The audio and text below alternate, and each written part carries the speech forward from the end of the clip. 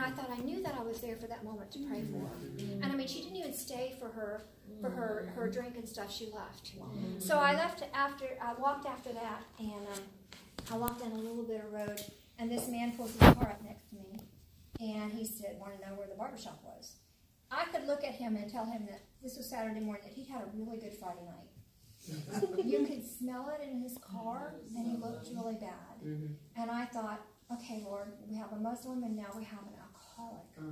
And so, you know, I started to pray for him, and I thought, well, actually, I'm thinking, well, I'll pray for him. But then he made a remark, and I thought, he said, I will pray for him. But he said, wow, you know, look at you out here walking. I hope I look that good when I'm your age. And I'm thinking, buddy, I'm pretty sure you're older than me. But I will pray for you. I'll say this is the alcohol, and I'll pray for you. I'll pray for you. So I walk around some more, and then I, you know, go and stop at the next little donut shop and get a refill, and then go around this way, and out comes this man in a walker, and he's walking all by himself. And he starts to tell me that, I said, well, you need to be careful because our sidewalks are not working. You need to be careful. And he said, you know, I just had surgery, and this is good, and I'm getting out, and I can do this. And I walk a little bit, and I stopped and started talking. I asked him if I could pray for him. He said, yes, I would love that. I mean, I'm a believer. The whole thing. Had that little experience, walk back around, go around at the end, come back around, and I walk by the tire store, and there's a young man sitting on a wall there. And I hear the voice say, pray for him. And I'm like, okay. So I pray for him. I was like, no, go back and pray for him. And I'm like, seriously? So I said, well, and I kept on going. And I got around the corner, and I knew that I had messed up.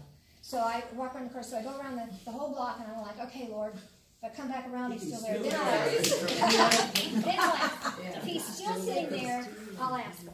And I come around the corner, and he's still there. And I'm like, oh, seriously? So I walked. God is my witness. For whatever reason, I just did not want to do this that day. I'm walking around praying, but I did not want to stop and pray for this man.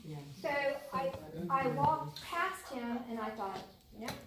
So I go back to him, and I say, I want to ask you something. I said, you know, I'm doing a prayer walking around through town, and I said, is there something I can pray for you about?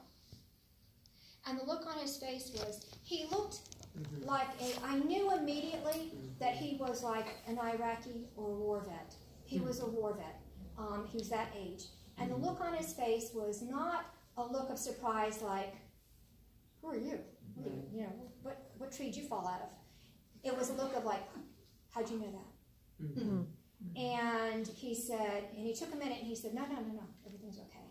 And I said, well, I'm really glad to hear that, because I like it when I ask people if they need prayer, they can say everything's fine.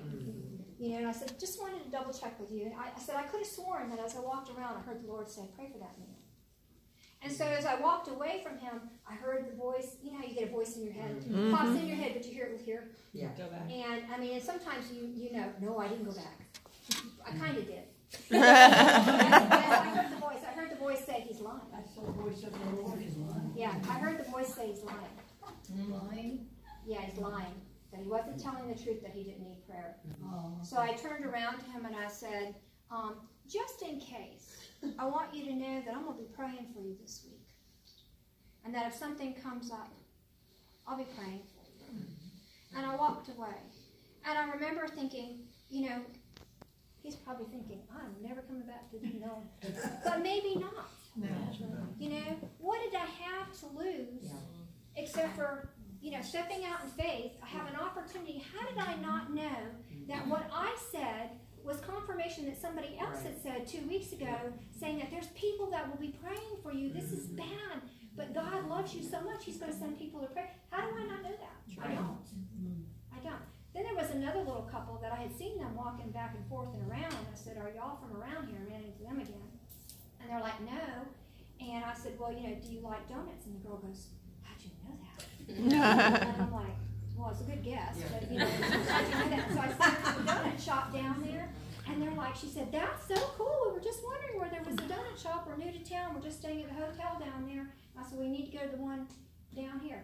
Get back down and start walking. I was like, Lord, that was cool. A Muslim, an alcoholic, somebody that's, you know, recovering, that's sick, a man that needed prayer, and a couple that needed donuts. But if I had not stepped out, it was so much fun. And if people knew that to step out when he says something, it's fun. Sometimes people are going to look at you like you have three flipping heads. But all the times that they do that, there's 10, 15, 20, 100 times that they don't. Amen. That they don't, and that you can change somebody's life by something as simple as stepping out. That's right. And that's what we're going to do. One of the things, so to be immovable and to take a stand, and connection to tent.